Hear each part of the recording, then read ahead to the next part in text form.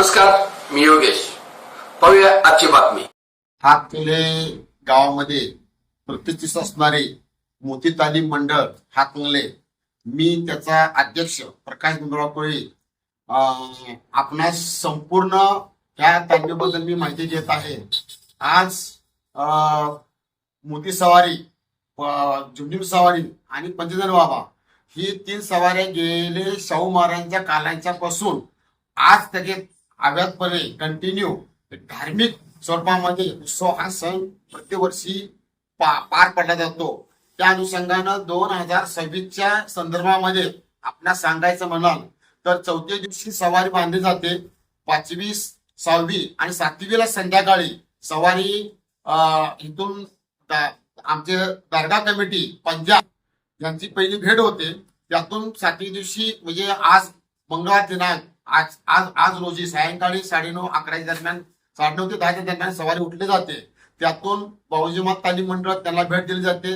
त्यातून दर्ग्यामध्ये जाऊन तिथे भेट दिली जाते आणि आमचे गावचे गावकुमार पाटील अजित सिंह रामगोंड पाटील यांच्या वाड्याला जाऊन भेट देऊन त्यानंतर शिवाजी तालीम मंडळ तिथं एक मांगांचं घर आहे. तिथं संपूर्ण हातकणंगले दैवत आहे, त्या दैवतांचं अधिष्ठान तिथं आहे.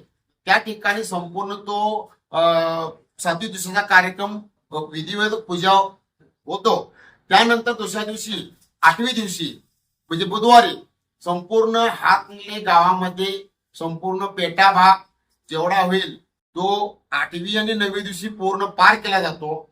9वी दिवशी सायंकाळी 7 नंतर परत खत्तल रात्र असते. तर त्यावेळेला संपूर्णतः भाविक लोक आपल्या परीनं प्रसाद, आहेर, फेंडे, जे काय आहार हार वगैरे सगळे ते घेऊन येऊन तो विधिवत पूजा पूर्ण 10 वाजेपर्यंत पूर्ण होतो. त्यानंतर गुरुवारी पहाटेच खत्तर रात्र होते आणि सर्व पेर मिळून तिथं दर्ग्यामध्ये जाऊन ते खत्तर रात्र पूर्ण होते. त्यानंतर शुक्रवारी सकाळी म्हणजे गुरुवारची पहाट ती शुक्रवारची सकाळ, तर शुक्रवारी सकाळी संपूर्ण हातकणंगले गावामध्ये मोती तालीम मंडळाचं असं भव्य दिव्य संपूर्ण आकर्षक जेवढे माझी खेळगडी तालमीतले सर्व हुरोरीनं त्याच्यामध्ये सहभागी होऊन सोंगाचा इतक्या उत्कृष्ट कार्यक्रम पार पाडतात की जेणेकरून संपूर्ण गाव त्याचं नाव लौकिक होतं.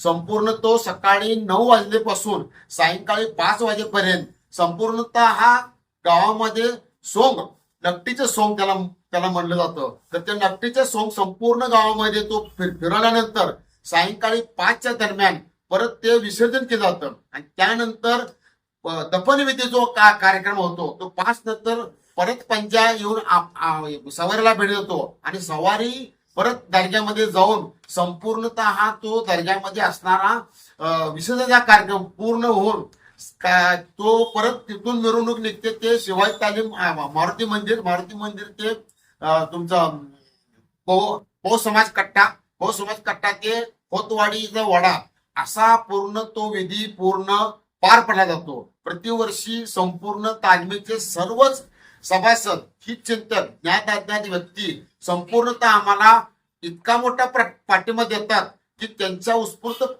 साथीनं संपूर्ण मोती तालीम मंडळाचं नाव संपूर्णतः हातकणंगलेमध्ये नसून हातकणंगलेच्या पंचकृषीमध्ये त्याचं नाव लौकिक आहे.